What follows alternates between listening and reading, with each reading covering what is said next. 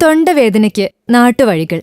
തൊണ്ടവേദനയ്ക്ക് പണ്ട് കാലം മുതൽക്കേ തന്നെ ആളുകൾ ഉപയോഗിച്ചു പോരുന്ന നാടൻ മരുന്നുകൾ എന്തെല്ലാമാണെന്ന് നോക്കാം. തുളസിയിലയും പനിക്കൂർക്കയും ഇട്ട് ആവി പിടിക്കുക. തുമ്പച്ചെടിയുടെ ഇലയും കുരുമുളകും വെളുത്തുള്ളിയും ചേർത്ത് അരച്ചു കഴിക്കുക. തുളസിയില, കുരുമുളക്, കൽക്കണ്ടം ഇവ ചേർത്ത് കഷായം വെച്ച് കുടിക്കുക.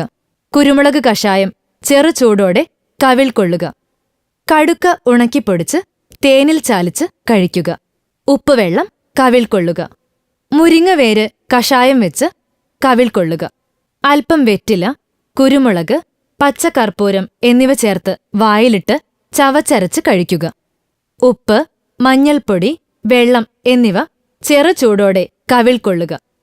കറുകപ്പട്ടപ്പൊടിയും കുരുമുളക് പൊടിയും തേനും വെള്ളവും ചേർത്ത് കുടിച്ചാൽ തൊണ്ടവേദന കുറയും. മുയൽ ചെവിയൻ ചെടി വേരോടെ എടുത്ത് ഒരു നുള്ളു ഉപ്പ്, ചെറിയ കഷ്ണം മഞ്ഞൾ എന്നിവ അരച്ച് ഉരുട്ടി കഴിക്കുക. ബാക്കി തൊണ്ടയിലും നെറുകയിലും പുരട്ടുക.